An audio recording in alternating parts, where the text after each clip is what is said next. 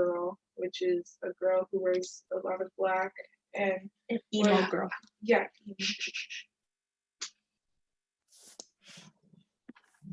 Everybody here?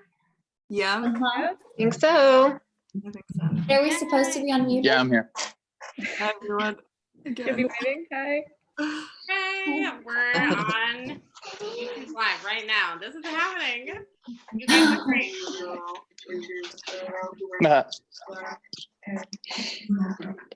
So, are you all very excited about this? Of course. Yes, we can't wait. Gwen, thank you so much for organizing all of this. Yes. Oh, Yes, yeah. I don't think I could have ever figured out how to. Thank you, Gwen. Yes, I mean, thank I'm you. not entirely sure that I have it all figured out either.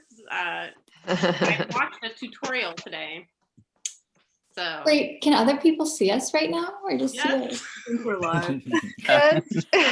hello, whoever's watching us. Yes. We're just waiting to give them a second Yeah. to join log in. on before we get started. In Can't- case anybody is like coming from far away or having a hard time logging on or trying to figure out what our link is or things like that. I have Yeah. a question for Hannah while we're Yeah. waiting. Where are you? I'm in my childhood bedroom. It looks beautiful. I see like a golden fan back there. Oh yeah, I had that really long time ago. I got that. It's weird. Oh, it's beautiful. It's very Now the internet indulgent. is in my bedroom. That feels weird. It does. It does. Yes, this is all so hectic, but we're gonna be fine. Oh my goodness, you all, there are so many people on YouTube telling us that they are here. Excellent. cool. Thank you for being here. Yes. Thanks for being Yes. here, everybody. Yes. Where is the chat? Okay, so do you think everybody's here? I don't know. I'm so excited that you all are here. Get ready to start. Should we go? Yeah. Let's do it. Sounds good. Okay, we're getting ready. Muting everybody. Bye. Bye. Bye.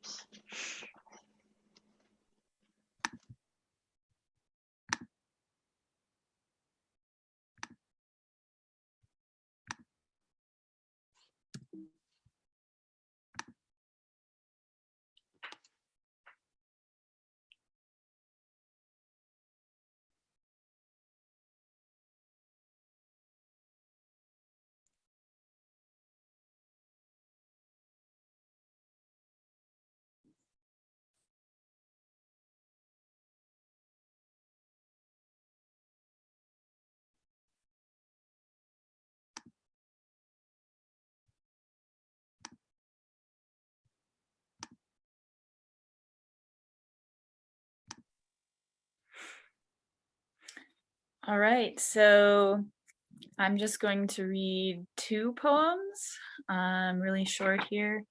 The first one is called Maple Street, Marysville, Ohio. Or else could we walk across the street to see Patsy and smell the fabled marijuana growing in her window boxes, or marvel at the large sturdy bra she wore for gardening. My mother said she was out there, which meant we don't want you girls to turn out like that. Patsy always stood in the middle of traffic to ask after the rototiller. She was a painter, mostly of buffalo. One summer, she took an old piece of paper and shaped our house out of pastels until it looked like a brassy orange pumpkin with leaf green shutters, the magnolia in full bloom. Then she moved, dangling a string of nameless renters behind her, and the picture was misplaced. You can't come back now, Patsy. Your house, just a parking lot. I'd rather imagine the life you had beyond our quiet corner. On a hot night, I could hear the strangers from my open window. They were shouting against the dark, crying on your porch. They had lost their dog in the dark, in the weeds. And then my second poem, which is my last poem, is called There May Be Bones, and that is also the title of my thesis as a whole. There may be bones, my mother says, dipping up a bowl of chicken soup. Some rib chipped by the butcher's saw. Our father worked a counter for many years, so she asks him, does this look right? How long can you keep pork feet in the freezer? Some hard corner, mostly calcified marrow, that makes everything taste better, but maybe not when it slips past your teeth. Second guessing every hard string of celery. We hide unspeakable things under our napkins. My mother holds a hard something up to the light, a fat homemade noodle slippers onto the plastic tablecloth. Thank you.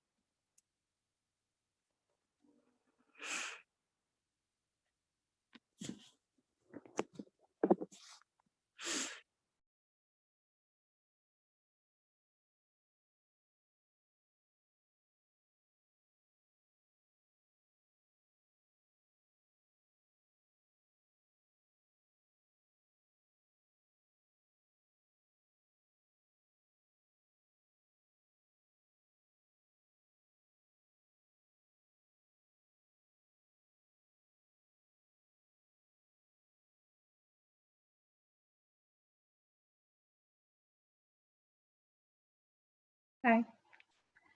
Okay, this is also going to be a long haul. I have a lot more to read than Hannah does. Y'all are going to get tired of seeing my face. And part of that is because I do want to do a little bit of an introduction first. I just want to thank a few people since we don't have any time limit and I have the opportunity. So I want to thank my thesis committee, first and foremost, John, Padma, and especially Jeff, for all of y'all's help over the course of this project and all your patience and your instruction over these 4 years. I want to thank everyone else in my cohort, especially Anna Madeline and Joy. I don't know if I would have survived all of this without you guys. Thanks to Gwen for putting all this together. Thanks to Jane, if you're watching, for being generally awesome and for being available to help us with anything and everything, big or small. And I want to thank my family, many of whom would have been here this weekend, had things gone a little bit differently, and many of whom are watching right now. So I'm going to read an excerpt from a French novel that I translated called Ulta's Summer, or L'été d'Ulta. It was written by an Albanian author named Ornella Vorpsi. So she's Albanian, but she's writing in French, and it takes place in Albania in the 1970s. And this excerpt comes at the beginning of the novel. When she's 7 years old, and she is kind of bemoaning the overabundance of child geniuses in Albania. And first I want to read a little bit from the original, just to give you guys an idea of the cadence of the French. So, sans m'en apercevoir, je me suis retrouvée assise à côté de ma maîtresse Neddy pour la leçon de piano. Le corps fait les miracles. Me voici m'entortillant sur la petite symphonie de Mozart comme si c'était la raison de ma vie. À côté de Neddy, il faut que je joue, tant bien que mal. Ainsi, je fais semblant de crever de sentiments pour la partition. Envoûtée par mon père, Neddy ne m'aide pas à être vraie. Elle me regarde amoureusement et, comme moi, elle n'est pas là. Son esprit est ailleurs. Okay.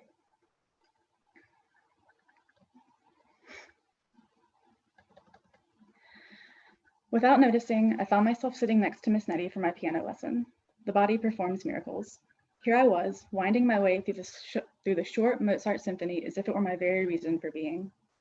Next to Miss Nettie, I was required to play, well or poorly, so I pretended to die with emotion for the arrangement. Infatuated with my father, Miss Nettie didn't help me with accuracy, but watched me lovingly and, like me, she was absent, her mind elsewhere. Whenever my father came to check on my progress, Miss Nettie would grip the instrument for fear of falling, her voice becoming nearly inaudible. Your daughter is overflowing with talent, Comrade Toptani. She will be a great pianist. I would be a great pianist, even if I skip class every chance I get, even if I haven't opened my sheet music once between classes. As a matter of fact, I'd spent a whole day looking for my sheet music at home and hadn't found a trace of it. Despite this, despite all these shortcomings, I, Olta Toptani, would be a great pianist. This did not leave me unmoved. The thought of being great was sweeter to me than that of being a pianist. As for my father, nothing could have pleased him more, because around here it's in the blood, how young couples compete to pop out nothing but geniuses. In most cases, of course, their own progeny are the most brilliant. When young married couples run into each other on the street or during an innocent Sunday visit, after exchanging pleasantries, "How are you? I'm doing well, and how are you? I'm well, and you? Well, thank you, well, and you? How are you? I'm doing well, thank you. And you, are you all doing well? Hanging in there, we could be better, as they say." And so after a quarter hour of charming remarks, and once assured that everyone is of good health, they speak passionately about their own offspring, their stunning qualities and the miracles of which they are composed. They have all popped out geniuses. Our country is overflowing with the exceptional, who, by some unfathomable mystery, have chosen to come into existence in this little corner of the world that we claim is our own. My parents had the right to brilliant progeny too. They couldn't be the exception without being filled with shame. It was my job to make it to the top. Exceptional pianist, girl of peerless intelligence and integrity, and when I grew up, a crucially important point, flawless woman, and so on and so forth. Well, what about you? What brilliant things have you done in your life? I asked my parents one day. I mean, what brilliant things have you done up to now? What are you geniuses in? The question left them stunned, because apparently I had understood nothing of their greatness. Well, what do you mean? They replied as soon as they came back to their senses. Just look, don't you get it? Do you see nothing? Have you no eyes in your head to see what we work toward every day, every second, to see what we do for you? We have laid the foundation for you to succeed in life. We have sacrificed for you. Everything we do is for you. We have set our own lives aside. We have sacrificed. They spoke in a rush, without breathing, their words overlapping. Sometimes I couldn't catch what they were saying, their arms and legs flailing as if they were going to fall off. My father's eyes sank into their sockets. He raised his trembling hands toward the ceiling. My stunned mother shrank back. I had understood nothing. They ate for me, slept for me, got up in the morning for me, breathed for me. I immediately wanted to cry out and run away, ripping their sacrifice from my skin. I felt it was eating me up like bits of burning plastic that cling to the body, that you can't pull off without also ripping your own flesh. My parents' sacrifice required my life in return. Infinite gratitude, obedience, and above all, submission. I can't subscribe to infinite gratitude. That infinite is unbearable. It imprisons. Obedience I accept only if it is relative. And as for submission, absolutely not. That is impossible for me. I had too much passion for life to obey them. I'm enthralled to my own desires. But neither can I sacrifice myself. I am burning with life and have selfishly decided to indulge in it. Before coming to this conclusion, however, I had tried to end it all by eating a raw potato. A friend at school had told me that eating a large raw potato meant certain death. Absolute death, she had emphasized, her expression serious. In my head, absolute death was synonymous with total darkness. Of course, I was still alive the next day, having meanwhile passed through all the trials of hell here on earth, consumed by a grief that only one who has bidden the world farewell can know and understand. I locked myself in the bathroom to eat the deadly potato. This was a secret act, resigned to the notion that it was better to be a corpse than to get bad grades in math, better to end up underground than to live on knowing that, unlike my cousins, I had no genius genes. I had turned the key firmly in the lock on the bathroom door. Death, what an exquisite solution. Eureka, I had cried. But I must be clever about it, be the very image of the girl my parents desired in all circumstances, especially serious ones. As I set down my last wishes, I felt the need to add a few tears to the letter, indispensable in such situations, but they wouldn't consent to fall from my eyes. When you see me again, I will be dead. Dead.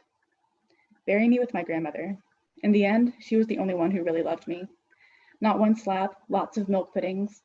But if she is rotted too much underground, if she's only a skeleton or some other scary thing, I think I will be afraid of her.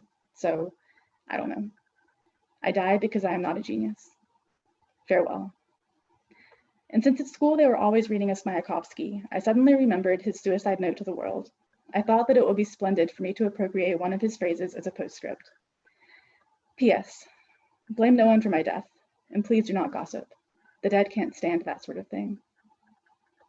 It was done. I was going to cast off my life.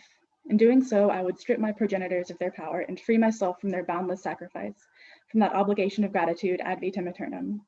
Freedom. Where would the end begin? The raw potato was deep inside my stomach. The coldness of death began to spread slowly through my feet. but how could I imagine myself lifeless? I went to bed with these thoughts, alert to the suffering at the end of the world. I kept touching different parts of my body to determine which ones were already numb. My regret at eating the deadly potato became more and more crushing until it drove me from bed.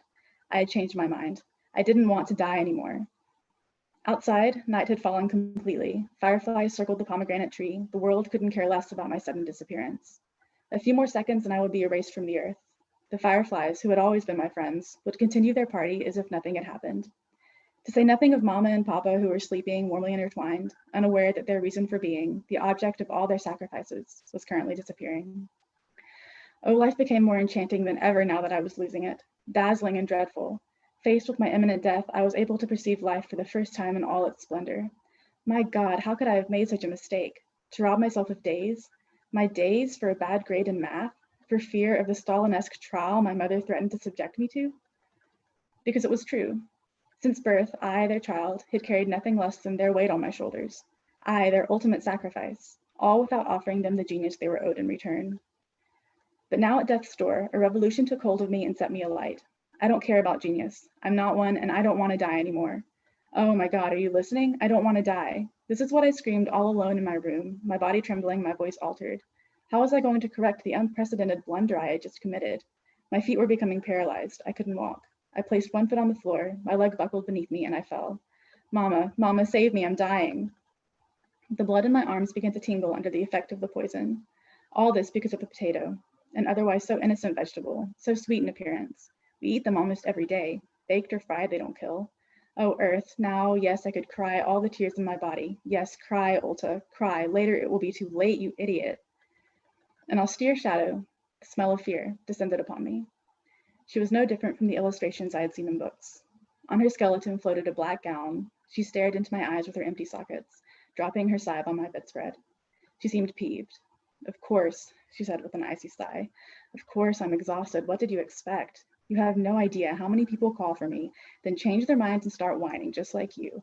I don't want to die anymore, but I swear, Madam Death, that I wanted to. I was serious. I wanted to die with all my heart. I truly did. I couldn't take it anymore. But now I've changed my mind. Don't take me away, please.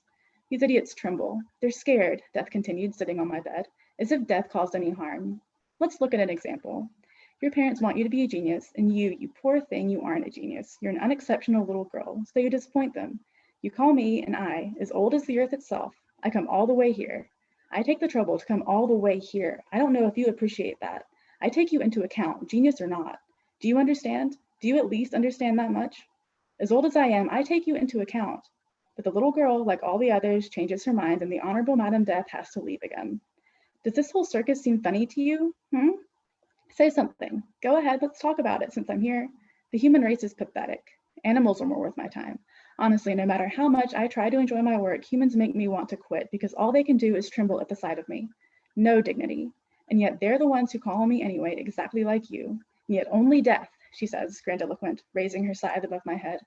Only death is that unparalleled marvel. She alone can save. Why does death come at the end of life, do you think? Think about it. Think about it. You don't have to be a genius to understand this one simple truth.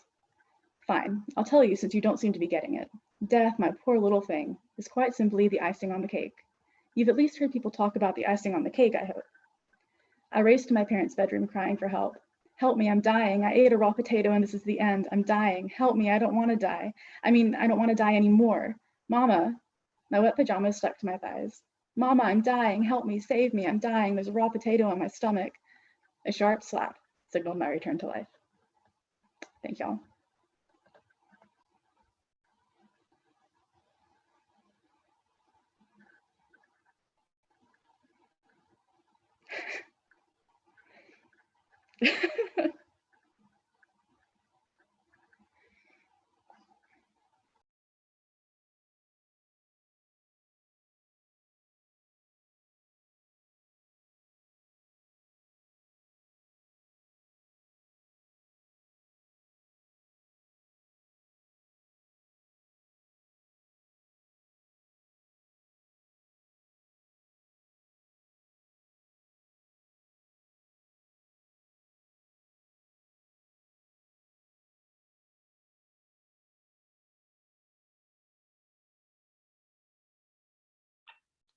Okay, now this is harder to do for myself. Let me figure out how to pin myself. Okay. Yay. Thanks everybody for coming. And I'm really excited about this. I feel like I have a lot of people that I want to thank, but I really have to thank Alex especially first because he helped me figure out how to do all of this stuff today, and this would like not even be happening without him. So thank you for that. And thank you also for all of your support over the years. I could have never written so many of these poems without you. So thank you. And I also want to thank my mom and sisters who are watching right now. I'm so excited that you can all be here. And so many friends who are tuning in. I checked on the chat on YouTube and there are so many of you, and I'm so happy that some of you could make it who wouldn't have been able to otherwise because you would have been far away, but now we get to do this online and that's really different and kind of fun. And I want to thank everybody who helped me with all these poems throughout the years, and especially my committee members, especially Davis and Tony and Jeffrey. I appreciate all of you and I'm so excited. I tried to include a poem that each of you told me was your favorite. So here goes. I'm reading from my computer, so that makes this a little bit weird. I have so many screens happening right now. So I'm just switching over. And my first poem is called We as Seeds. Right now, we are enduring a period of cold stratification as we must. Let the sun droop low. Let the snow melt, crust, pile up and melt again, tumbling over the husks of our bodies. Let the temperature drop. Let the starlings flock to peck at the detritus that engulfs us over and over again. Only this long freeze can soften our shells. Only this slate washing and rinsing of our skin can bloom us. This poem is called Walking the Beans, Early Morning. Mist covers the rows of soybeans. A girl and her grandfather walk their own gaps to cover more ground. Plants between them, eyes searching for ragweed, water hemp, thistles, buried in the shadows. He grunts as he wrestles a giant hogweed at the end of his line. The roots yield, a spray of soil follows, speckling the girl's shoes. Except for the thistle barb stuck in her palm, the girl looks happy. The mist has burned off, and swallows swerve after swarms of small insects that rise into the drying day. This poem is called Ars Poetica. It starts with a quote. Quote, of course, there are many differences between ecosystems and human communities. There is no self-awareness in ecosystems, no language, no consciousness, and no culture, and therefore no justice or democracy, but also no greed or dishonesty. We cannot learn anything about those human values and shortcomings from ecosystems, end quote. That's from Fritjof Capra, The Web of Life. Ars Poetica. Of course, poetry walks through deep forests and well-tended gardens with equal reverence. Of course, flowers use sign language to communicate with their pollinators, like ground crews in airports marshaling in planes, petals waving those glowing orange wands, directing bees toward poetry parking zones. Of course, the largest living organism on Earth, Pando, the aspen clone, has leaves that all turn to golden poetry at exactly the same time on tens of thousands of separate trunks. Of course, when people in caves lose all sense of time, surrounded by night for days and days, their circadian rhythms become disrupted until they can sleep for longer and longer periods, hibernating like poetry. Of course, the Bahau people, water nomads of Indonesia, evolved larger spleens than most folks so they can stay underwater longer, holding their breath, diving for poems. Of course, Sherpas climb the Himalayas, searching for new routes to the highest poems, with bodies uniquely adapted to cope with lower oxygen concentrations. Of course, gas clouds in the Helix Nebula, spanning 2.5 light years across, resemble eyeballs and also poems. Of course, all surfaces look solid, but are composed of atoms that are mostly poetry. Of course, water has memory. Of course, an endangered orca whale mother carried her dead poem for 17 days as its body decomposed. Of course, chimpanzees sometimes cannibalize, finding the poetry of their enemies to be the finest delicacy. Of course, in grim times, people reach for poetry more than ever before. Of course, there are more people on Earth than ever before, and more poetry than people. Of course, white people with the most power are doing the most damage to the environment and the least to change their poetry. Of course, this is an old story.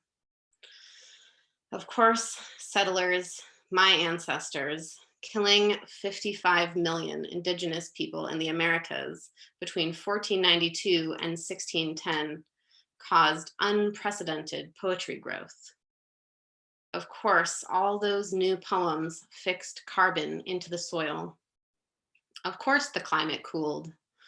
Of course, people caused climate poetry then and now. Of course, colonization rhymes with Anthropocene. Of course, I am wrong about so many things.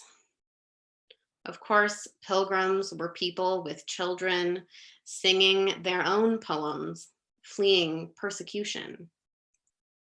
Of course, they also persecuted, writing violence into this country's foundations. Of course, they passed on their guilt and poems to me. Of course, I keep trying to escape and pursue them. Of course, I lie down in the dirt to feel clean, would rather be poison ivy than the poem I am. This poem is called White Guilt, and it's after an essay by Audre Lorde. Long ago at Göbekli Tepe, self-harm in response to sin had already begun. This itching is ancient history. The hair shirt you wear won't help anyone. It's impossible not to notice someone with a goat hide garment. You steal the spotlight with your inaction again. And then you have what your therapist calls meta guilt. Guilt about having too much guilt. What a waste. So you confess. I'm white, you say, and God says, what are you going to do? I'm a pilgrim, you say, and God says, what are you going to do? I have power and privilege I didn't ask for, you say, and God says, are you really here to complain to me about arrival? Making yourself more a pilgrim than ever. Repeating history over and over. This itching, what can you learn from it? Rip the hair shirt to shreds. burn it in a trash can with your ex-boyfriend's boxers, or pack it up with everything else that isn't prayer right now and drive it to Goodwill. Then again, others might fabricate something worse from it. Maybe after stitching in a soft lining of milkweed fluff, it will no longer itch. Maybe after changing its texture so it stands out a little less, they can use it as a nice warm hat with a wide brim to save them from the sun. I just have two more poems. This one is called Telling the Bees. I'm joining the long line of my ancestors, telling the bees about changes in my life. I'm going out to the backyard to stand among the zinnias and watch the pollen-coated bees nuzzle into petals. I'm turning my face toward the sun and welcoming the buzz that lingers around my blush. I'm telling the bees how I wanted a man to protect me, and the bees remind me that I too sting. I'm telling the bees I've learned to let go of the man who hurt me, and I think the bees understand. They circle my body into their honeycomb, inspecting with their antennae. They can feel from my vibration I'm still struggling to let go. The bees tell me I can be a queen. She has been here all along. I just couldn't see before telling the bees. I'm telling the bees everything I can't even admit to myself about my fear of scaring away the people I love, fear of my own glow, how I'm afraid of ending up alone. I'm telling the bees how I've defined family and success as giving my future children a father, doing better than I thought my mother did. The bees seem puzzled. They remind me that mother encompasses all, that sisters carry us, that this life wasn't a mistake because my mother chose me, loved me, kept me. The bees remind me to call my mother every Father's Day, as is our tradition. I'm telling the bees that telling the bees is my new favorite tradition. I'm finally telling the bees, my friends, and they gather around. I think this hive will get me through. And then I remember that telling the bees is especially comforting because my secrets stay locked in their chambers and no one else knows. The bees never tell me anything. They just hum their agreement. I imagine their responses. I'm impatient with this kind of relief. The bees know that they too are free. If they want, they can get right up and fly away. They can build a new hive. When the tradition of telling the bees started, it was thought that they must be spoken to gently, but I'm speaking rather loudly right now. I need to tell the bees that I would rather not hold them captive. I'm letting her go, the part of me who kept the real me caught inside. I choose. I want to be the bees for someone else. This is my last poem. Thanks everybody for being here. It's called Communion because we just had Easter recently, so I've been thinking about this one. Communion. From my window, I see them flocking for Easter Mass. Girls in ruffles under umbrellas, splashing their baskets. One girl with lopsided bows breaks through the rest and bends to peer between two clumps of grass. A forgotten egg? No. Her sister jumps away as she holds up something wriggling. I don't know much about God, but I do know the soft resurrection of tulips, how they slumber like bears in the dead of winter, curled around energy gathered from last spring's stars. Thank you.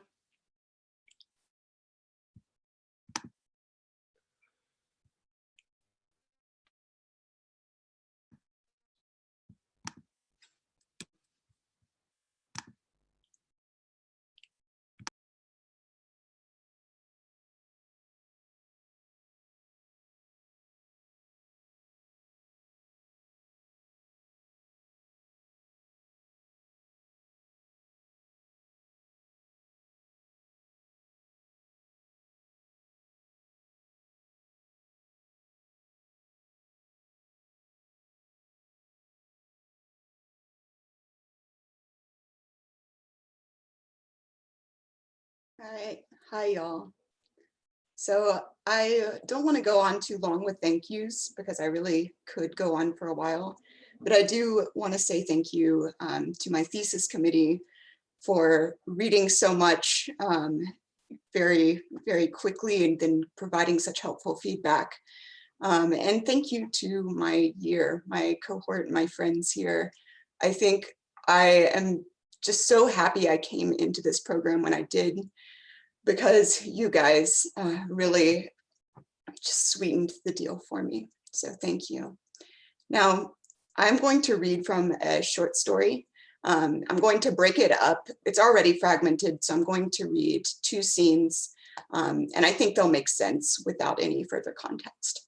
So this is from a story which is turning into a larger project called Atara.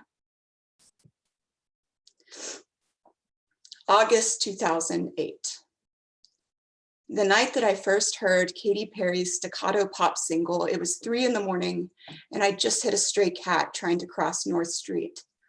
The thing I remember is how its eyes reflected my headlights like a mirror, the white blind, and how I felt certain it had been a witch in disguise. I didn't stop the car or even glance back in the rearview mirror. I'd been driving squares around town using certain landmarks, 2 different donut palaces, a laundromat, the human dollhouses of Appleby Sands Road.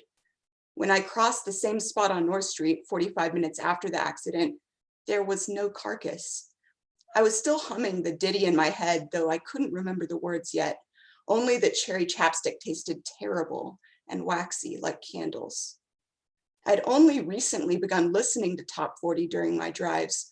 The noise kept me awake, pushed me forward into each hour, and taught me what seemed then crucial information about the culture I'd grown up separate from. Without television, radio, cell phones, having been warned such devices would only tempt me to lead a worldly life. At the church, we were supposed to be holy, otherworldly, as if we were spirits hovering over the material plane. Why didn't I stop the car? I could make the excuse that I was tired, that the night had expanded incommensurately against my sense of compassion, that I'd already begun losing the tenderheartedness, the easy tears that formed my identity before I left the church. I'd just moved into Nacogdoches, not so far from my hometown, and enrolled in the state university for upcoming fall semester. 2 months before, I'd also kissed a girl, or we'd kissed one another, letting the wheat bread darken and toughen inside the oven. We'd been best friends since I could remember, and cuddled and held hands and rubbed one another's shoulders on bad days, everyone in the church chalking it up to the touchy-feeliness of femininity. At 19, we were both to be soon betrothed. Doing women's work with women was meant to keep us pure till marriage. Her fingers left flour dust on my arm. "We need to get out of here," she said. I thought she meant it. But only I'd packed a suitcase. Only I fought so loud with my parents, the little ones began to cry. Only I made a cash-only lease agreement for a damp room that I already couldn't afford. One look at my pale, uncomprehending face, and fast food managers and grocery store clerks alike shook their head. Not for you. I waited for as long as I dared, 8 minutes, maybe 10. I sat cramped with my legs too close to the dashboard, my Honda parked at the end of her family's driveway. The house stared back, still and disapproving. I knew if I didn't leave soon, I risked someone else coming to yell at me. Stupid, foolish, wanton, hollow girl. There was no need for it. I knew better than anyone that I didn't belong anymore. Still, not even a face at the window. That night, sleeping on a rug I'd grabbed at Goodwill, the bleachy odor burning my sinus canal, I cried for her the way we cry when we realize we're alone. Others are held by mothers, lovers, friends in these moments, but my pitiful crying soaked into the floor, erratic, and for no one in particular, like a cricket trapped in a house, worrying sadly about its own impending death. Later that month, when the rest of the town went to bed, I felt if I kept driving and driving and driving, the world around me would finally reveal its fictitious state. The sets would be pulled away and the blank warehouse of the world revealed, and even my own consciousness would stop spinning and land flat on one side like a top. I'm sure now that as I looped back around North Street again, the furry black heap was still there in the road, and I just wanted it gone. Like I wanted the Applebee Sands dollhouses, the laundromat, all of it to be empty space and time, stretching into the billions and trillions, just numbers, and myself, unmade. January 2010. Before my family joined the church, we were living in a 2-bedroom apartment with concrete floors. There were 5 of us, with me being the oldest, my smallest brother and sister, young enough to believe they had 2 mothers. I was always getting them dressed and wiping their faces and asking them to take off their shoes at the door, reading them books and bribing them with candy. I wish I knew how they occupied their time now, whether Jacob and Matthew had them out in the garden too often, if they remembered to hug them before bed so their dreams would be sweet. I wonder how Jacob and Matthew are doing, if they think I've rebelled or lost my footing, or whatever mom and dad are saying to them, or if they're secretly curious about the life I now lead. I wonder if they'll date and marry church girls, if they will carry my parents' dream the way I could not. In my bedroom, I used to pretend the floors were prison floors, and I was Richard Wormbrand. My father owned a copy of Tortured for Christ, which I had snuck into the bathroom and read in secret, thrilled with horror by descriptions of needles, burning flesh, icebox confinement. My earliest childhood fantasies included martyrdom, the visions of starving angels awaiting me. This was only reinforced by the little tastes I had of pain. My parents believed in beltings, and each one left me with a feeling of, at last. It felt right somehow, like my external state finally matched my internal state, and I was whole, cohesive. Even though it's been 3 years since leaving, every time I see concrete floors, it all comes back. The feeling of cool beneath them, the ungiving world. One might think that when I walk into the DCEI biologicals for the first time, ready to begin selling my plasma weekly so I can pay rent. Rent only being $350, but still a struggle from my meager waitressing tips. One would think that I would feel triggered, or at least uncomfortable at the exposed concrete foundation, but instead it feels like visiting home. The Josh Groban looking nurse only took 2 sticks of the needle to find the vein he needed, and once he got me hooked up to the machine, he turned on the television.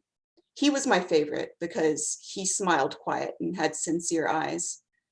At first, I didn't get caught up in the screen, even though I find television mesmerizing, delicious and luxurious after a life without. Instead, I watched the blood being sucked out of my arm into the tube running alongside it. I watched it flow from my body, beautiful red, to be given to others. It occurred to me that death and redemption are intertwined in the mundane daily. For some of us, hacking off bits and pieces of ourselves to save the ones we love is simply routine. But the television started playing a commercial with a dog, and I became immediately invested. It's against my better judgment. I can't afford a dog and therefore cannot afford to long for one. The volume was off, so I couldn't hear anything, but the dog was in some kind of training school, maybe to be an emotional support animal, wearing a harness and coached by a professional out in the green countryside. They were both eloquent, in sync, and athletic performance as they ran and trained and practiced together. But then the dog saw a squirrel and off he went, a sleek black blur into the field. The man called, gesturing him back.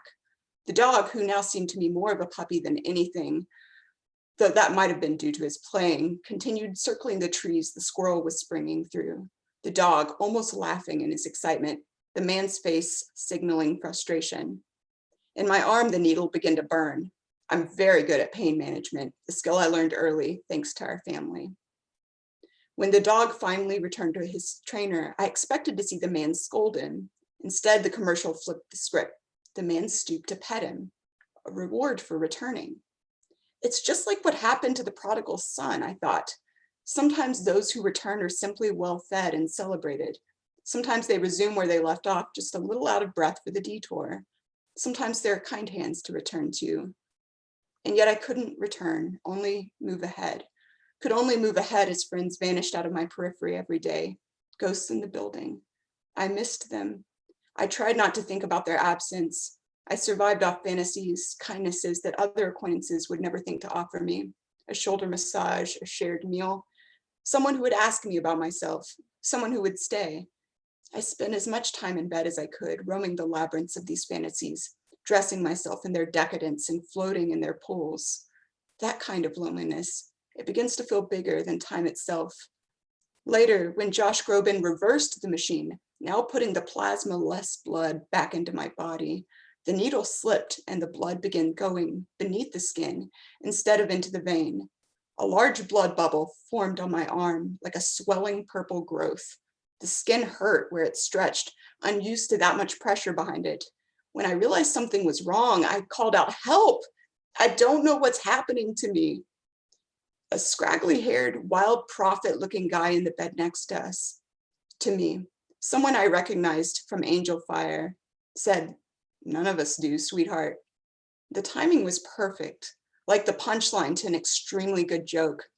I couldn't help but wonder if God was off somewhere, chuckling in spite of himself. And it made me feel better, imagining him elbowing me under the table, eyes wide in shared laughter. Thank you, everyone.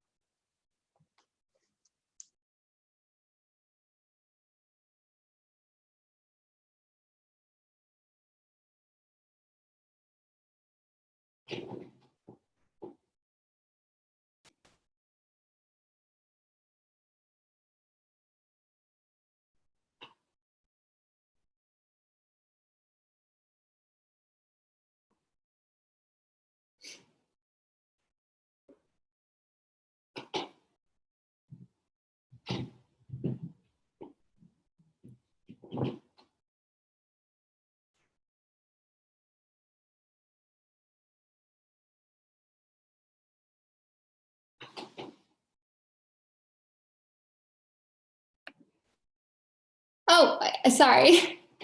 I thought I would get big and it didn't. Okay, thank you everyone for viewing, like tuning in to view us. And to not eat up too much time with thank yous, I'm gonna keep this brief. So foremost, I'd like to thank my thesis committee, Jeff Brock, and my readers, Erica Almanara and John Duvall. I honestly couldn't have asked for a better committee or system of support. But I wouldn't have gotten through this program without my fellow translator birdies or Duvall's workshops, which fostered so much of our camaraderie. So I'm grateful to Emmy, Sheena, Zach, Jesse, JT, David, and most of all, Anna and Sam, my translation sisters since eggs. And I can't forget what my non-translator loves. Thank you, Joy, for your friendship, and thank you, Nick, for agreeing to sit in the other room while I record this and putting up with my ever-changing mood. Tonight, I'm reading a few translated poems from my thesis, Cleanse of Time, a translation of the Peruvian poet Mary Soto's debut, Limpios de Tiempo. In this collection, Soto writes from the point of view of the marginalized in the 80s and 90s in Lima when Peru was ravaged by fanatical terrorist groups and an equally fanatical and corrupt government. She's one of the founding members of the anti-establishment group of artists known as the Cloaca Movement, which spoke out against the corruption in Peru and gave voice to the pain of the people. It was my privilege to meet with Mary when I was in Lima, and now it's my honor to introduce you guys to some of her work for possibly the first time. This first poem, I'm going to read it in, oh, there's no video.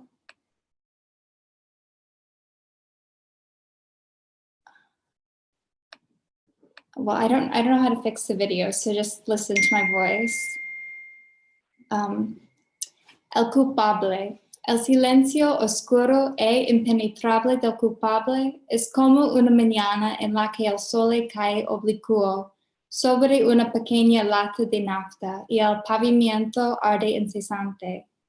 Incesantes los silencios, incesantes los caminos, la hiel y la piel heridas, la piel y la hiel sordas, sorbidas por la cal de este silencio, que cala, que calla y respira, porque el silbido del culpable es pan comido por los buitres, porque la risa blasfema y la estupidez virtuosa en este pedazo de paraíso, perdido, ardido, colmado, y él y miel para la babo, miel melosa y melodiosa del hastio.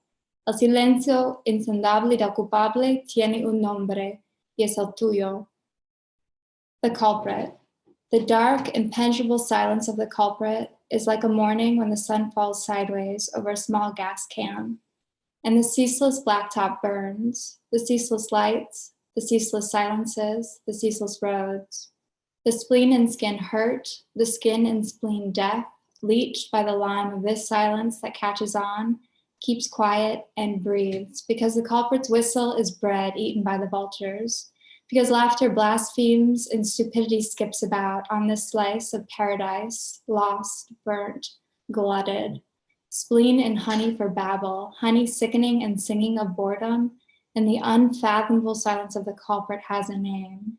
It's yours. This next poem, Limpios de Tiempo, is the title poem. I'm gonna read just a little bit in Spanish so you guys can hear the sound of it. Un chorro de luz salpica tu cara. Una a una las partículas de tu buena voluntad se desintegran como dentadura por una trompada. Como aquel cuerpo desangrado abandonado en Lorín, con un tiro por la espalda porque él no quiso mirar su vejez en aquellos ojos limpios de tiempo. Cierras tu casaca negra para verte más fiero, apuras el paso y piensas que él te está mirando, que muchos ojos se clavan en tu facha oscura, en tu melena suelta o amarrada. Tus plumas ejercen la presión de tu cuerpo sobre el cemento a veces húmedo. Las calles de Lima angustiada, Lima violenta, Lima da náuseas, Lima morirás, dibujan tu tránsito. Tu ventura por la gran ciudad, y él sigue mirándote, vigila tu paso por las esquinas, las casas de los patas, llega hasta la ruidosa melodía del rock, volteas sin mirarlo, te preguntas si te seguirá hasta el concierto. Cleanse of time. Before I get into it, I just want to say the poem moves through multiple times, and it's not linear, so don't try to think of it in that way. A stream of light spreads across your face, one by one, bits of your goodwill dislodged like dentures with a punch. Like that, abandoned body bled out and Lorin shot in the back, because he didn't want to see his old age in those eyes cleansed of time. You zip your black jacket to look tougher. You walk quickly and you think he's watching you. So many eyes are glued to your punk look, to your long hair loose or pulled back. Your pumas pound your weight over the often slick pavement. The streets of anxious Lima, violent Lima, makes me sick. Lima, you're going to die. Lima, draw your path. Your adventure through the big city, and he keeps looking at you, watching you turn corners, go to your friends' houses, reaching the blare of the rock music. You turn around without looking at him and wonder if he's going to follow you into the show. He wipes his sweat, spits, shakes off his dick with a heave of his body, and thinks, now all that's left is my cattle prod for this fucking chola to finally talk because it's late and nothing's working, because it's late and she's not even crying. I'm going to start to destroy, disorder, and transform. Now you have to decide, duck into a movie, sit in a bench in Kilka, or go for a bottle of Cienfuegos. He doesn't let you think. He'll drill his eyes into your silhouette, listen to your thoughts, be watching you twice if you stay here on the same bench, and don't even think about making love to your girlfriend because his eyes will turn your orgasm into something gluey, into a swamp that bolt your feet to the ground, into the snake that encircle your body, and you'll want to leave, won't want him to look at you, not listen to you, not have you figured out, not sense you. The system's all eggshells and peel. Schizophrenic is how I feel. It would have been better to have gone for crack. His kicks will get everyone out. Hurry the fuck up. Get in the car. Don't look at me. Get. After, he'll set a fire and stare at himself 100 times. One by one, he ties them up, flips them over, kicks them around. It'll be just a thud, and then the weight of one body piling over another, over another. The fire burning everything again, from Florencia to Juana, Juana and her baby, her Wawita, and her dream. There's no script or stage, and the street is death. It will always be so. Stay a while, don't go. You tell yourself, you don't have to worry. He won't recognize you here with this punk look. He won't pick out your scream, nor will he dare to mosh. And later on, a Cienfuegos, and you will have lost him. He stalks you, smells you, seeks you out. In the end, his eyes soiled with time. They settle into yours. And maybe there they find complicit cover. Thank you.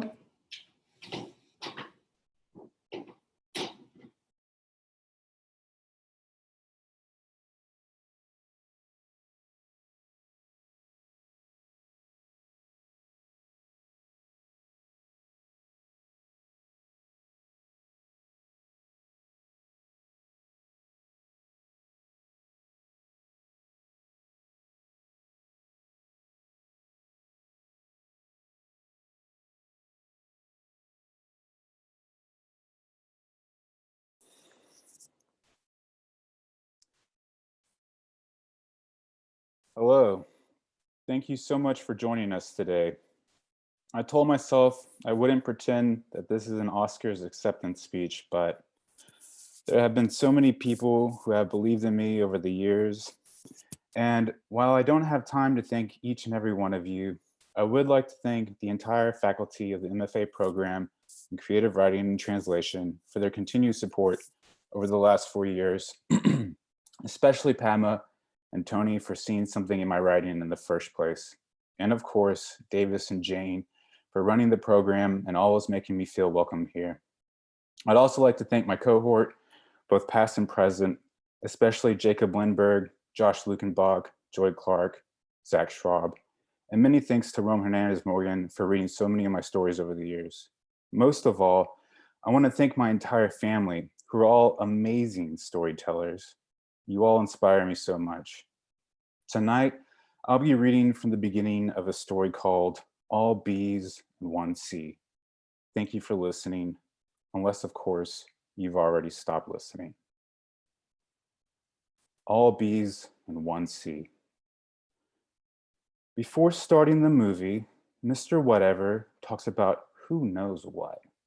There's 10 of us in his class, language arts for chinless mouth breathers who failed 8th grade. And we're all trying hard to look smart in these stupid khaki pants and blue polo shirts.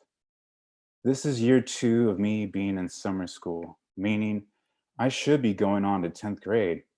But instead of sunburnt afternoons at the community pool and park bench blunts by the basketball court, I'm sitting in a classroom pumped with a steady hum of AC alongside 14-year-old pendejos who don't realize they need deodorant in their lives. I used to be one of them, but now I know things. One thing I know is this: teachers get paid fat during summer school, but it doesn't show performance-wise or in the stained slacks Mr. Whatever wears. He's already shown us The Outsiders twice. I'm not complaining. I actually kind of dig it. Just makes me wonder where my future tax dollars are going. And I say this only because it's funny to me how I think these things my mom used to say, even though she's long gone. Just minutes ago, Maria, the one who sits behind me, not Maria Alejandra or Maria Alicia, the two Marias who I've never really met, requested The Outsiders again. But today we got a different agenda. And on the board, the teaks tell us what to do. Today, I will use prior knowledge and experiences to understand meanings in English, which means today we will watch West Side Story. Once I caught it on TMC, and I want to tell Maria it's basically The Outsiders, but with some fake ass Puerto Ricans who can sing, but I'm not looking to start anything unless I got to. Mr. Whatever finally shuts up about Shakespeare and hits play.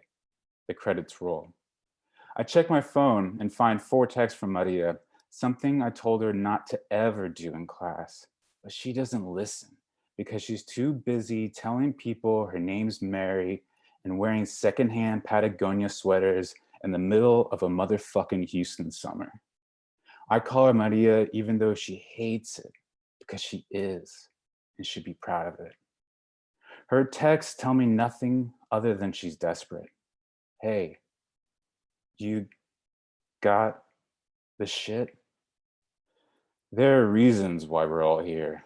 Like Maria, she doesn't even know how to include an entire sentence in one goddamn text, which bugs me because I got 2 part-time jobs and pay for my T-Mobile, and I ain't on no unlimited plan either. That's just it. We're on different plans. I'm limited to 1 dad and no mom. Maria's got unlimited plans out the ass, an upgraded divorce package, including mom and stepdad, dad and stepmom, stay-at-home grandmas in both homes, not to mention her older brother and little sister. Your person come through? Need a G, a bud. Oh my God. I turn around in my desk and give her a look, and she gives me a look that says, huh? So I go, shut the fuck up. And she's about to say something. I can just tell by the twitch in her eye. exaggerated by the fake eyelashes she wears today. But Mr. Whatever hits pause and stands right next to me, tells me to stand up, which I do, but I don't listen to what he's got to say because I already know where he wants me to go, which is where I eventually go. But before I do, I'm all, way to go, Maria. She gets up from her desk and tries to slap me, but she's slow, and I grab her hand, twirl her around, begin dancing with her, and sing, Maria, I've just met a girl named Maria. I move my legs like I've seen my uncles do at family parties, the same parties where my mom used to pass out on the couch with Celia Cruz blaring in the background, my tias shaking their heads and muttering secrets underneath their strawberry daiquiri breaths. The class cracks the hell up. Even Mr. Whatever's trying hard not to smile. Maria too, who gets all into it with me, moving those wide hips of hers, because she knows she loves me, even though she doesn't really know it yet. Others stand and dance too, while some throw papers and pencils aimlessly, like it's the last day of school in a movie. Mr. Whatever raises the textbook to eye level and lets go. It claps against the floor. We all shut up. Assistant Principal Fuckface calls out my name. It's all routine. Life, school, you name it. I stand and walk by Miss, my old language arts teacher, who's making copies and who's really not that old at all. She's actually kind of young, and I imagine blowing her a kiss, which she jot down, sexy poet that she is, in the black notebook she carries around with her everywhere she goes. But instead, I just wave, and she waves back, concerned that I'm here. Joey, she whispers, stopping me before I go in. Just play along. Act like you're on his side. That's what we all do. Whether or not this is true, it's nice to know she knows what it's like to put up with this shit. And I'm like, okay, miss, I will. I appreciate you. Nothing's changed about Assistant Principal Fuckface's office since the last time I sat here last month. Stacks of papers still halfway to the ceiling, walls still shit brown, and the motivational poster still telling him what to do. Today, I will be a leader, which means today, I will expel your ass. Fuckface goes, listen, Joey, you know what we have in common? What he says is rhetorical, so I sit back and try to listen, but I can't get over how tight his shirt is, one size too small at least, and stare at his man titties, because they make the panther mascot along his chest seem as though it's leaping out toward me. What we have in common is we both want you to go on to 9th grade. I go, ain't that the truth? You know what I realized today? What's that? I'm getting way too old for this shit. Well, he says, sitting up straight, I don't agree with the way you put it, but I agree with what you're saying. So what are you doing here then, Mr. Diaz? I think about what Miss said. I think what he wants to hear, I already know. So I'm like, I messed up, sir. Seriously. Want some advice, man to man? I lean in because I can tell he's trying hard to level with me. There's something calm and reasonable in his voice that tells me he feels sorry for me, and I guess I do too. Keep a low profile. There's 2 days left, right? Today and tomorrow? That's all. And from what I hear, you're passing your classes, correct? Yeah. Yes, sir. He nods and goes, don't let people provoke you. Just keep your cool, which is the most real he's been in all the years I've known him. And I'm all like, you're right. You're so right. And I rise and hold out my hand to shake his, thinking we're done here. But as always, he's got more to say. But Joey, he says, I will hold you back if you hold anyone else from getting out of here. Understood? He's talking to me like I'm the gatekeeper, but we both know he's got me by the balls, so I nod. Yes, sir. I don't want to see you in here anymore. Won't happen again. Now head to lunch. In the cafeteria, I stand in line and shuffle forward in sneakers that squeak against the floor. Flat screen TVs mounted on the white and blue walls scroll school news that nobody, not even the teachers, have ever read. And I can't figure out why they paid for them when we barely got any books worth a damn to read in class. And I only say this because I already burned through all the good ones they got here on campus, and they weren't even that fucking good to begin with. The grandmotherly lunch lady, Mrs. Gonzalez, hooks me up with extra chicken nuggets. And I put my hands together flat like I'm praying and say, "Thank you, Mrs. G," and pay her 40 cents. Maria and Tony sit together and wave me over. I can smell his cologne over the smell of the cafeteria food from over 20 feet away. He thinks it lets him off the hook from taking showers each day, but both Maria and I know it doesn't. We shouldn't give him a hard time though. Dude's got a learning disability or something, which makes me feel guilty for just being me. But I don't know why. So I sit by myself 3 tables away and push around some fries. "Yo," Tony says to me, almost yelling, "Why are you sitting by yourself?" But I just shrug. They haven't learned yet that sometimes people need some space, some quiet. The cafeteria is anything but that though. Kids laugh and yell and talk in English and Spanish, and teachers watch us from their table where they, every other minute or so, yell at such and such student to stop doing what they're doing now or else. Victor walks in with his class. He sees me and I see him. I'm sitting in his usual spot, but he walks past me and waits in line, his pants sagging yet belted to his legs. He won't say shit to me because 2 months ago, I beat his ass for saying that I was acting white. The white boy standing next to him, Matthew, who does his hair just like Victor in typical follower fashion, well, I beat his ass for calling me a wetback. What did Victor and the others who stood by in the school gym watching my fist land against his face learn from any of this? They learned I'll beat anyone's ass who questions who I am until they realize they're a goddamn nobody like every other motherfucker I know. Miss watches me from where all the teachers sit. It always surprises me she doesn't look beat down from putting up with so many assholes like me. The other teachers, the way they slouch and sigh, remind me of my dad at McDonald's 2 weeks before school ended last month, where I told him I failed 8th grade again this year, though I didn't use those exact words.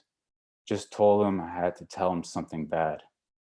"Okay," he said, chewing fries, a quarter pounder in the other hand. "What's up?" That day, like all days, my dad's skin was dark from working construction, his eyes tired from working nights as a custodian. But despite all this work, despite me only seeing him a few hours a day most days, he keeps patient with me, even when I told him, "I fucked up, Dad." "How so?" "I failed." He looked, just looked. "Spanish." "Spanish? You speak Spanish," he said, reminding me. "I know, but that's not all. Failed other things too." "Fuck, Joey. I know. I know." "It'll be okay," he told me. "Things happen for a reason."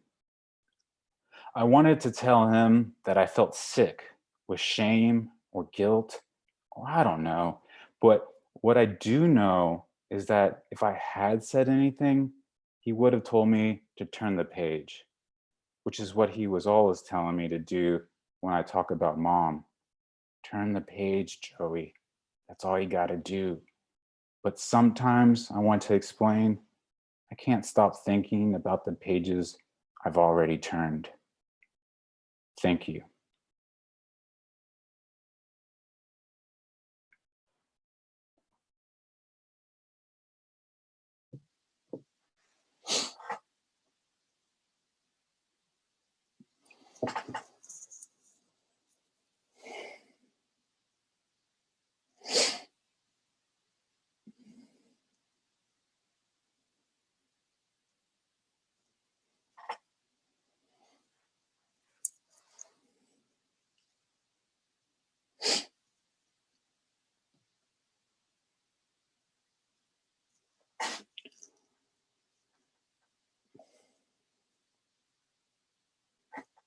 All right.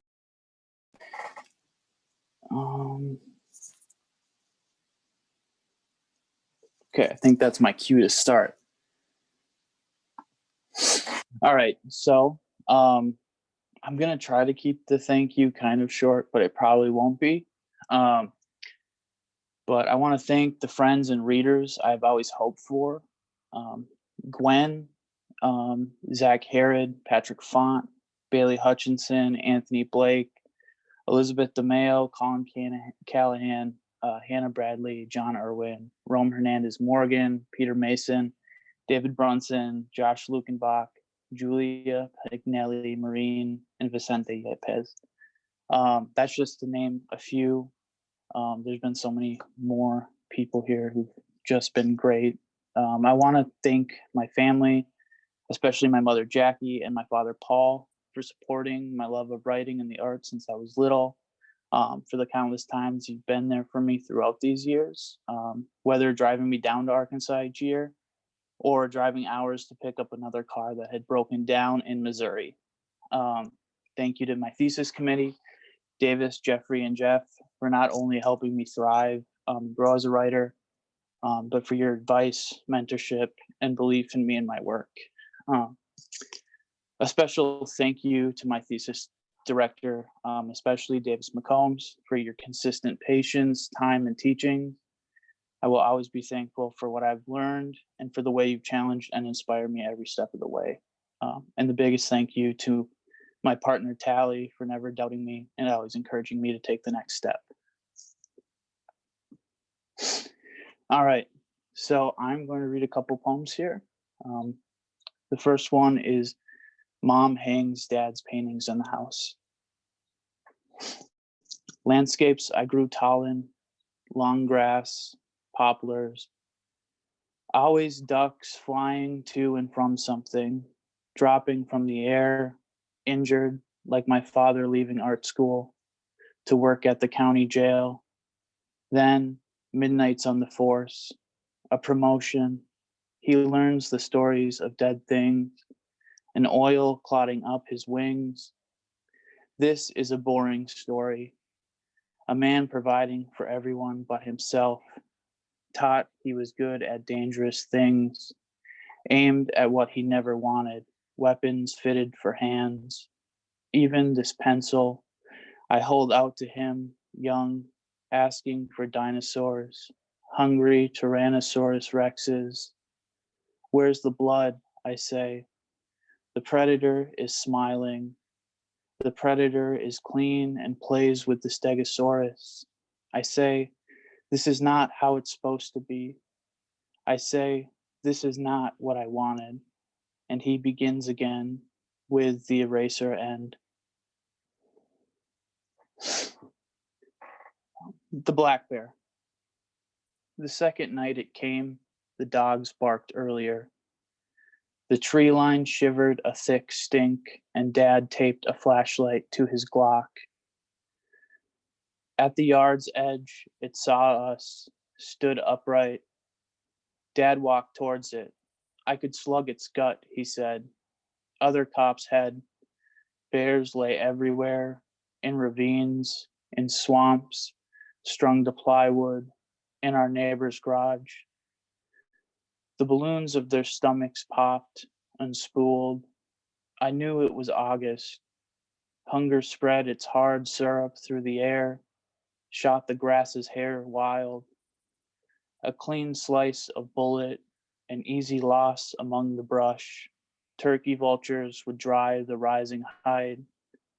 But Dad returned quietly, the front porch bowing as he panted, rubbed back slowly, his old face in the moth-roped light.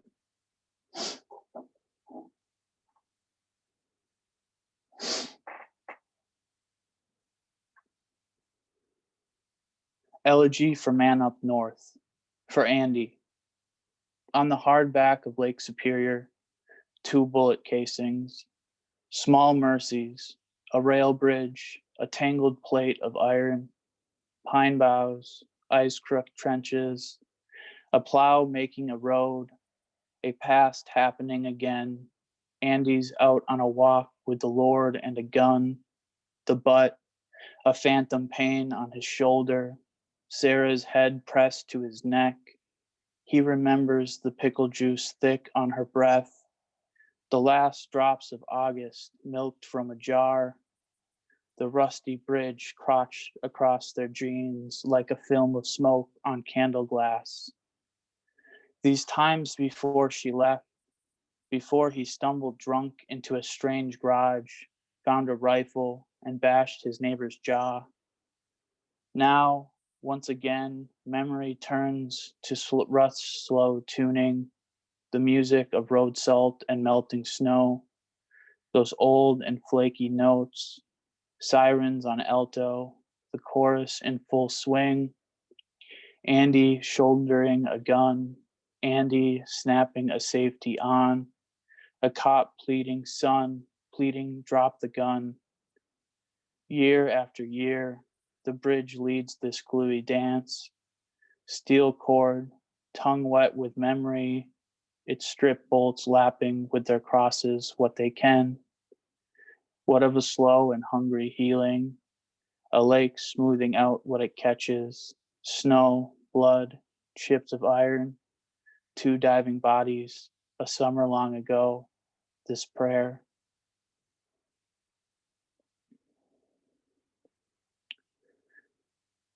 Pecans.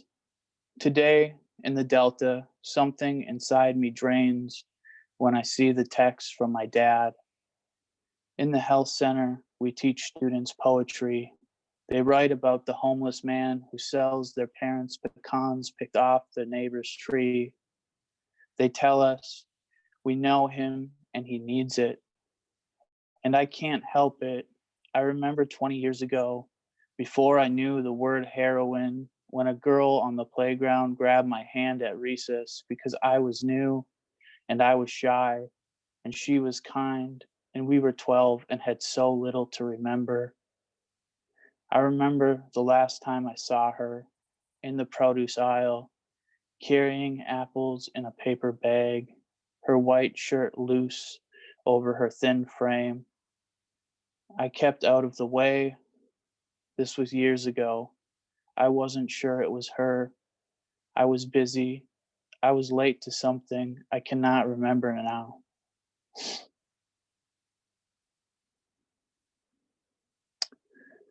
Night swim. Somewhere along the shore, a strange flare, the house light off a beer can.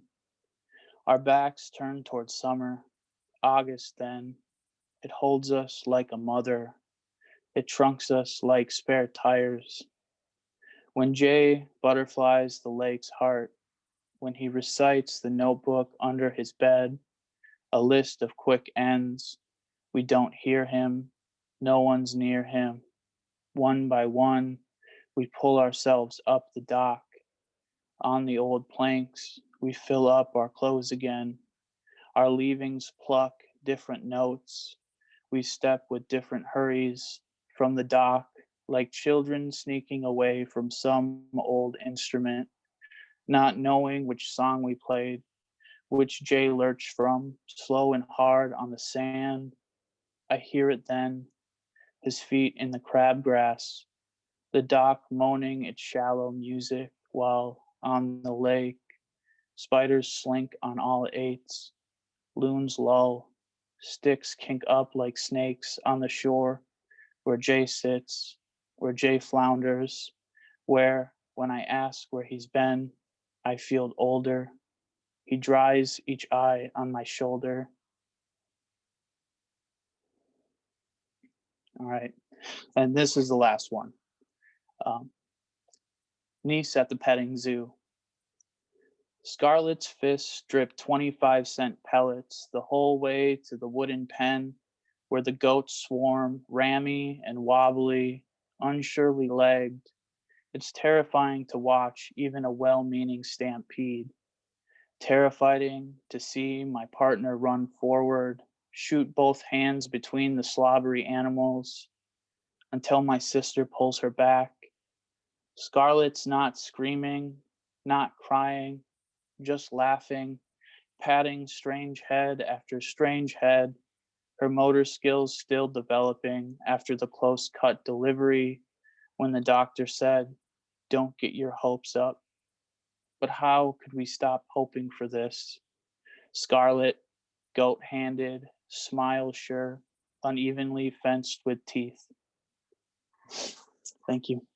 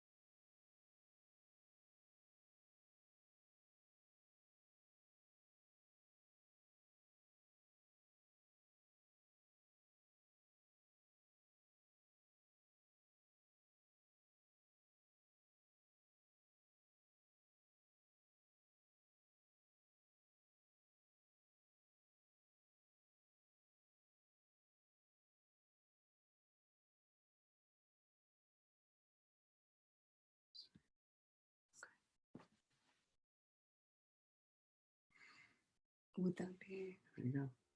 Okay. Hello, everyone. That was beautiful, Jake, and thank you to my entire cohort. It's been a pleasure sharing these the past 4 years with all of you. I have a few thank yous as well. Okay, that does not need to happen. Let's see. Okay, so I know that Zach Schwab is watching right now in his sequin suit. So I wanted to say hello to you and to JT and to Sam, Vince, and to Vasanta. I've really had a good time knowing all of you. And of course to my cohort, Joy, Sam, and Madeline. It would have been hard to get through these past few years without you. My parents might be watching. I think my mother, я тебя очень люблю, мама. Lee, я тебя тоже очень люблю. Okay, I will begin. So I'll be reading just two stories by UArk, who I've been translating for my thesis. Oh, and of course, thank you to my thesis committee, my director, John Duvall, and Padma and Jeff. Thank you so much for your kind feedback, just earlier today, actually. Okay, so the first story I'll read is called The Fly. And I'll read this one in Spanish first and then go into my translation because it's quite short. So, La Mosca. Un hombre decía siempre discursos y hablaba de lo que era mejor y peor, de la vida, de que todos debemos ayudar y también de los países prósperos. Ese hombre levantaba el dedo y también las cejas cuando hablaba y a veces se enojaba. Una vez que estaba hablando de todo lo que debemos hacer y golpeaba con el puño en la mesa, lo empezó a rondar una mosca y le daba vueltas alrededor. Era una mosca azul, muy gorda, y a ese señor le gustaba mucho cazar moscas. Entonces dejó de hablar de lo que tenemos que hacer y todos se miraban entre sí. El hombre seguía a la mosca y la corría para alcanzarla y la siguió hasta que la atrapó. Entonces, una vez que la había atrapado, siguió hablando de todas las cosas que debemos hacer. The Fly. I knew a man who always gave speeches, who talked about the best and worst things in life, about wealthy countries and how we should all do our part. The man would raise his finger as he spoke, his eyebrows too. Sometimes he got angry. Once, while he was speaking about everything we ought to do and pounding his fist on the table, a fly began to circle him. Round and round it went. It was a blue fly and very fat. The man really liked catching flies, so he stopped talking about what people ought to do while the rest of us looked at each other. The man began to run, chasing the fly until he caught up to it. After he trapped the fly, he continued talking about all of the things we ought to do. The next piece is called Little Imagination, and I'll just read my translation here in English. Little Imagination. Growing up, I had 2 Mary Lou dolls. I have no memory of the first, but they later told me I left it in the chicken coop. They made some remarks about my negligence, but I never received a proper scolding because they couldn't do it without laughing. Years later, when they gave me the second doll, I vowed to protect myself from all criticism. I was eager to comb her hair, but it was impenetrable, hardened by some kind of glue and cemented to the doll's head. It wasn't real hair. Its blonde shade was the color of corn silk. Brushing it was impossible. She was ball jointed. At first, I tested the movements of her joints, but she stayed put, like she was in a game of freeze tag. If I wanted her to walk, I had to do all the work myself, pushing her forward. That one would never learn how to walk. But I liked her little dress, a white blouse with tiny blue polka dots and a skirt in the opposite pattern, light blue with white polka dots. The great possibilities of the dots amused me, and I admired the cleverness of the person who designed the skirt and blouse. I was convinced I wanted a dress just like it. But I also wanted to make other dresses for her so she could look like someone else. If she changed dresses every day, she would be even more charming, like a new doll each time I saw her. The only skirt I managed to make for her ended up ruined. I puckered a significant amount of fabric instead of a sheer smooth flight. I was left with what looked like a pointy mountain range. It was too baggy on her. It didn't even look like a skirt. This dress became a subject of criticism and an opportunity for comments on my lack of restraint. As for me, I liked things with a lot of material, with leftovers to spare. When I poured water on the fire, my mom would say, "You're always overdoing it. Next time, use half." These critiques of my indulgences, the water, the fabric, were connected to what she said about my restlessness, that I wanted to do everything once and then immediately move on to a new activity. I thought about how I could achieve the continuity people asked of me. I was used to doing something badly and not knowing how or why. I only knew that the person who created the doll had made a beautiful dress that fit her just right, but that it was too pretty for a thing of little use to me. So what then? Was I going to dwell on the ratty skirt I had made for her? Straight to the trash. I'd already started losing interest in the doll and her dresses, and since the fabric they gave me became more and more tattered, I abandoned the activity. How did the person who made the doll's dress manage to make such a pretty little thing while my skirt was a joke? I figured that everyone else must have a secret to doing things well, a secret that I would never learn. But since I was already aware of the fact that I went from one activity to the next without much thought, the question didn't worry me too much. 2 years later, I began sitting beside a classmate who drew well. She had drawn Sarmiento's face and it looked a lot like him. When I drew him, I ended up with the horrible freak. She was good at blending colors and she colored Sarmiento's face, which was fairly thick, in a way that complemented his features. It was clear that she possessed the restraint my mom had told me I was lacking. My Sarmiento had red cheeks and very black eyes, stark contrast. And when they assigned us maps, my classmate shaded the coast perfectly, same when she outlined the countries, choosing more vivid colors near the coast, as if to say, I'm entering the country. And the color would fade gradually. Now I'm entering unknown territory. The same for the ocean. We are beside a city in a more vivid shade. And then, come on, let's cross the Atlantic to reach the unknown. I would draw a bold sky blue line beside the ocean and another that was too light. There was no harmonious sequence, just like my mom would say about my homework. I would go from sky blue to white with hardly any shading. If I drew that way, I thought, then there must be something wrong with me. But I couldn't discover what, just like I couldn't discover the source of virtue in my classmate who sat beside me, that thing that allowed her to create such sensible and pleasing results. I would take comfort in this and go off to play paddleball or picture cards. I didn't like any of my picture cards, not one, and I wasn't attached to them. I either lost them or gave them away. I don't remember holding on to even one. 2 things interested me about the game. One was how the person with the most cards gained a position of privilege, right at the center of things. Perhaps I wanted to be in that position. With the knowing air, I played to collect more cards, and I generally won them. How did I pull this off? I was the most indifferent of the girls. The others fluttered around each other, trying to get their hands on specific cards. I also liked I also liked finding them in books or magazines. I would flip through the pages until they appeared. I liked this moment of apparition, the surprise of it, but I preferred paddleball because you didn't have to consider shading or exercise restraint like you did in sewing or map making. You won or lost, hit the ball or not. There was no risk of being excessive, although it was a bit excessive the way I insisted my friend play with me. She was never the one to call me out to the street. 2 years later, I became distracted by everything at church. I couldn't stop staring at the priest who put out candles with his long stick and moved around the altar like he was at home where no one else was allowed. I always saw a woman praying to an icon and a short, slender little man who would kneel and clutch his head with both hands.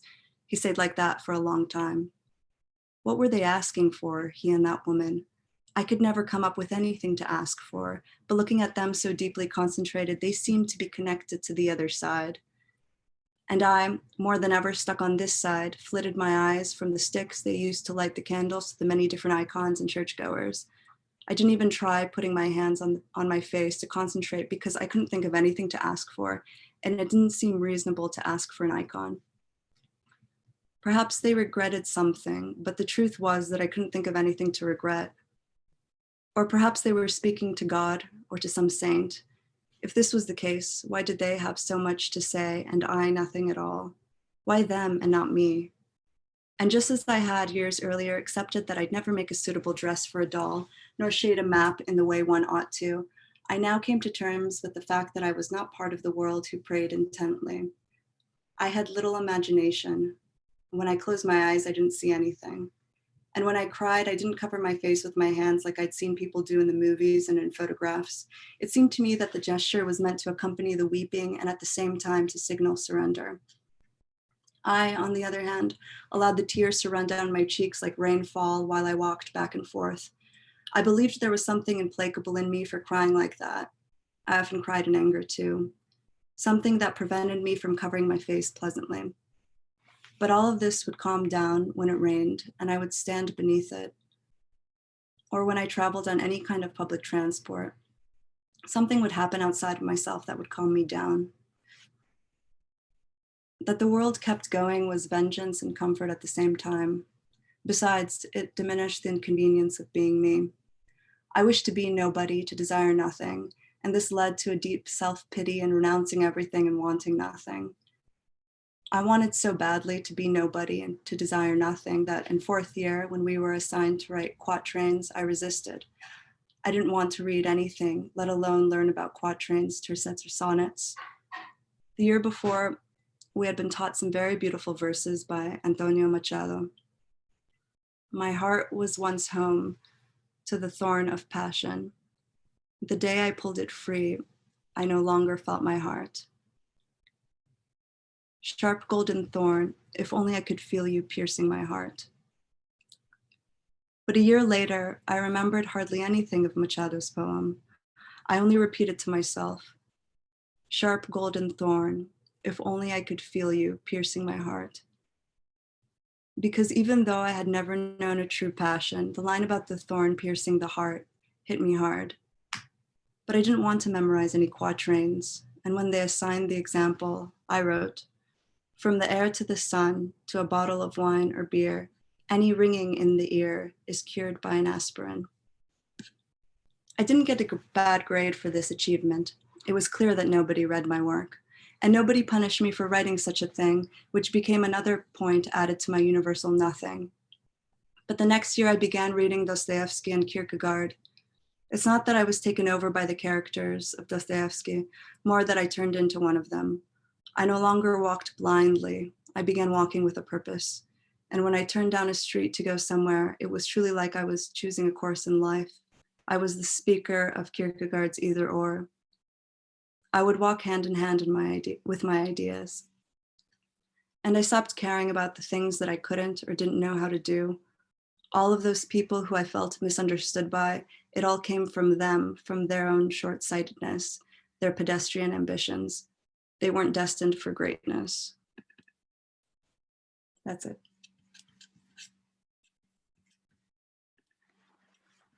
I don't know how to go back to it.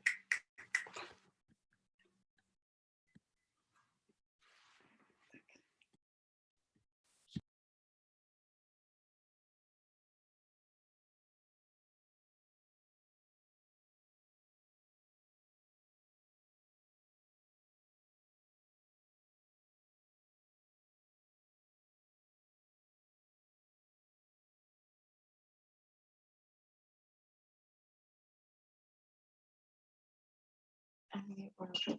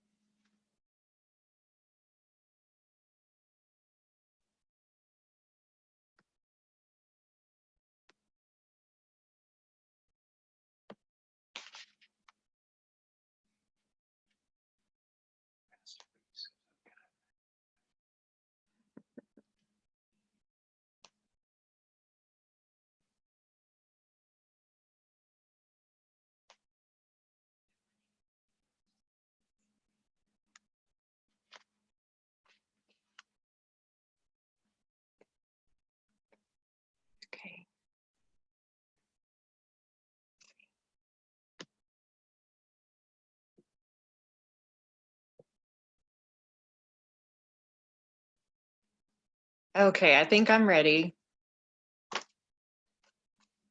Uh, oh, okay, there I am. Thanks, Gwen. I do have a few thank yous to get through before I start reading. So first of all, thank you, Gwen, for organizing all of this. It's been wonderful. I want to thank my committee, John, Padma, and Jeff, and all of my professors who have taught me so much over the past 4 years. I'd like to thank my loving, understanding, and supportive family for being my perpetual cheerleaders and inspiration. And what I'm going to read is from my thesis, which is a collection of 3 books of poetry written by Dr. Erica Almenara, who is a Spanish professor at our university. And so I would like to say, hola, Erica, thank you. I want to thank her for graciously allowing me to work with her wonderful poems. And her books are titled Closed Kingdom, To Avoid All Traces, and Perhaps.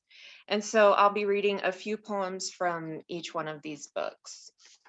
I'll read the very first one in Spanish, and then the rest will be all of my translations. Otra vez te pierdes en el bosque cuando acaba la noche. Corres y los vientos fúnebres golpean tu rostro. Corres y registras en tu mente palabras no dichas, palabras arrojadas mientras tu escucha solo calla.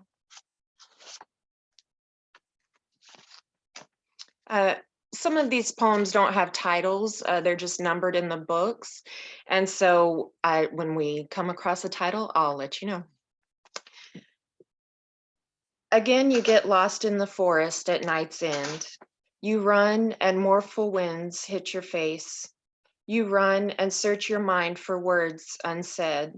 Words hurled out while your listening only remains quiet. You try to catch waves that endlessly defeat you. Waves that confound you with the sand and suspend you in salt water and rocks. In front of a sea, like the one off the coast of Normandy, you contemplate its elegant fox movement. While it shows its white foam teeth, you begin to submerge yourself. Inside the sack is a hole called oblivion. Through it fall expressions of a prophetic and incorruptible night. Your fragrance, your reflection in my eye, and my words spoken in other tongues, these all escape. Elsewhere was the faraway mouth, conceiving truths that one time existed. Someone observed from the other side, someone who only saw that mouth move, but heard nothing of what it said. I've been waiting 3 days. Only a pencil keeps me company. The pencil dances between my fingers like the full moon dances on a cloud. On the 4th day, it betrays me.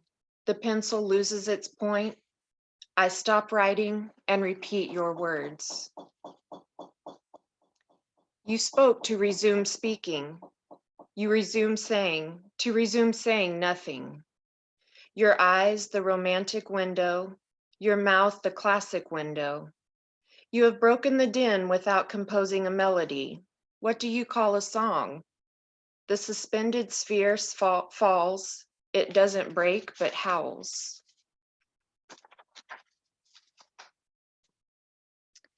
Long is the night, long gazing eyes, wavy and light lingering after my death.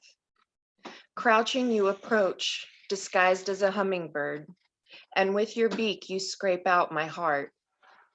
Long is the night, and long loving is your breast, hardening empty echoes. Your ghost impels me, the uninvited guest of your belly. Lost in your night, I spill out, and I say your name.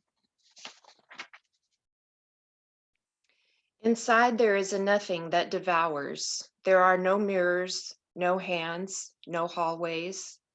Inside is a gray silence, exalted by the voice that touches, interrupts a gray silence that breathes my own air. Inside a young diamond has broken. I stop, I confront the understanding. I quiet. I don't focus on my reflection in the sea. I think about the experience. I re-examine its cost. I comb my hair. I don't wait. I take out the paper. This one is titled Annunciation. A black door, and in the middle a triangle, a compact dream of innocent beginnings. There you were, peaceful and different. Is it me? I asked. And when your fingers resolved the air's destiny, I knew I was the one on your mind. From that instant, I didn't stray from you. If you were there or not, I didn't stray from you. Your journeys, the holidays, our insomnia, nothing mattered, but that night you and I formed a bond. We formed a bond, and I never strayed from you. This one is called No Names. You didn't search for words. You only drew your body near. Desire wasn't a question. We thought about happy endings, considering all the angles. Then our primal mouths devoured each other like history, there where all answers existed.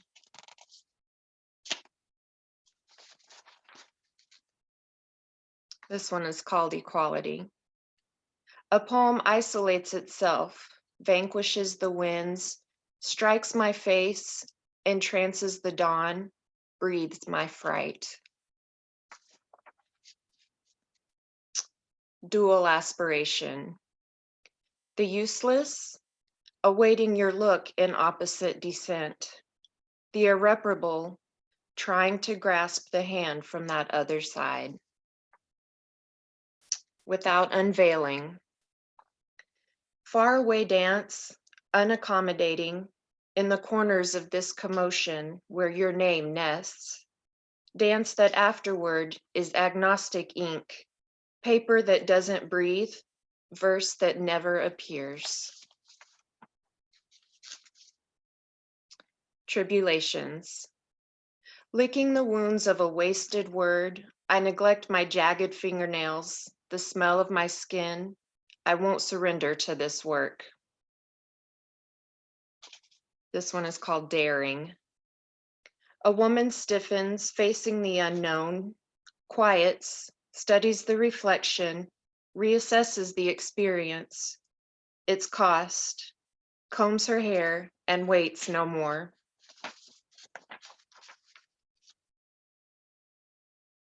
Visit.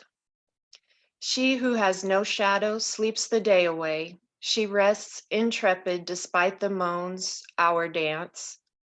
Murmurs of old demons call to her, and from the verse, they traverse the mounds of mud. They search for me with steely, sharp eyes. Docile nocturne. The girl prefers to lie alone on a bed without screaming the name. to look at herself in the mirror without touching her face, to accept that the ink is carried off by the stars. This one is postponed catharsis. Put yourself in charge again of the phosphorescent skin and wounds. Hummingbird, plunge into penance without turning back. Reflection. I lift my voice, raise a song of flames burning on paper.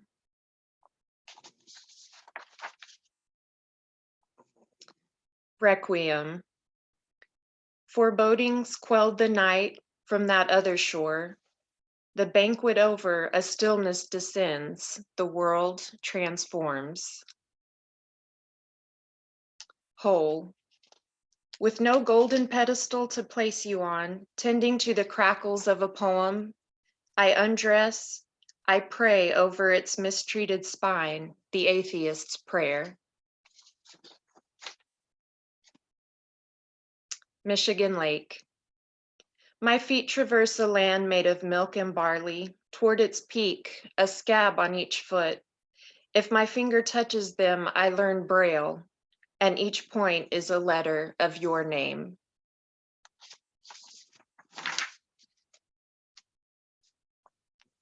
My girlhood skeleton suffered alterations. Removing the screws, you ruined my structure and my balance. It's not your fault, you tell me. You felt the urge to make me happy. You and your word games, so astute in your words, causing still today echoes in my prolonged existence. The cries from that time come even now like horsemen who bring death. I wait in the middle of the path with head no longer bowed. I am not 7 anymore, I am 39. I do not tremble at the encounter, the battle. And just like that, I feel the air mixed with dust that whispers welcome from afar. I lick the wound that slides between my teeth while Dr. Carla Williams assesses me from across the room. She frees me of all guilt. She renounces the power that makes me invisible, the pain, the pathology, the exchange, the immeasurable. Two Black Panthers devour sunsets in the bosom of a border. I am the sterile butterfly who, impermeable and spinning, enrages the wind. I do not see myself as woman nor female, and I don't want to be here alone. What awaits me tomorrow? Smiles belong to others, a faraway song. Where do I go? There is no more poetry. Pedro Lemebel has died, and I don't want to be here alone. Still, the birds don't come to expose my insomnia, but I put out the cigarette and crush the ashes of my desire. Erica, woman, friend, it says, and its wings don't disturb the quivers of this body. You mend the clothes I wore when I reached you. You remesh holes, create folds, sew on patches so they won't fall apart, and in one kiss, you end the nightmare.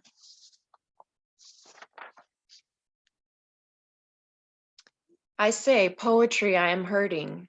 I say yes. I say yes to your body's invitation, to the travels marked on your sandy skin, to the fissure that is my lair. I say yes to this continuous voyage. I say yes, poetry, I am hurting, because I am afraid, and nevertheless, here I am to be with you. Only one time I renounce the impossible. Just one time I loosened the gags and my mouth breathed because of your kisses. Only one time I plowed through the seas of my demons to give you the gift of symphonies. I set loose all the moorings to reach the port together with you, only with you. With you, the writing came from silence.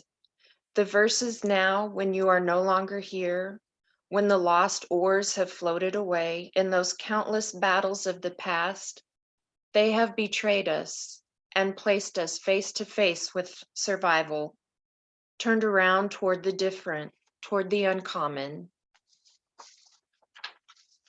And this is the last one. It's called Continuity.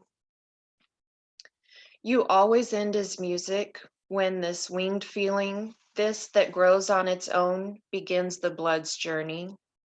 The fire remains light and fierce, constant, in those moments when one is thronged by life. Then I think about plundering and robbing us equally. Mist, impossible vapor. Now that night has spread, in a mute and cerebral toast, I drink to you. No need to wonder, how was it that it wasn't? A wave dies on the other shore, and you always end as music. Thank you very much. And hi, Sally and Elena.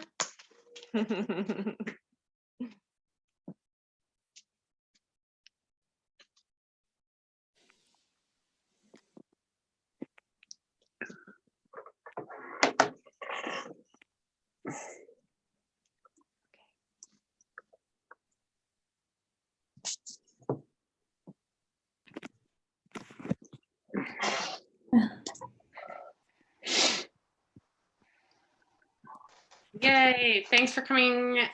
I'm so excited that we got to do this, everybody. Y'all were so good. Incredible. Thank you again, Gwen, for setting this up. Yes, Gwen, thank you so much. And thanks for Thank everyone you. for watching all of it. Thanks everybody for watching us. There are so many people from so many places that got to all be here. I'm so happy.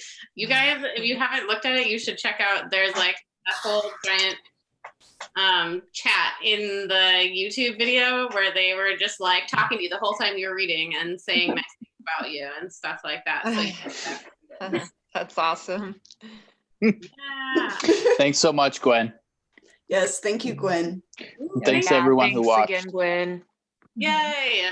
Okay, well, I guess that's it. It's been a great 4 years, yo. Yes, it has. Yes, congratulations, everybody. Congratulations, everybody. Yay. Okay, I miss you already. Bye. Bye. Bye. Bye, guys.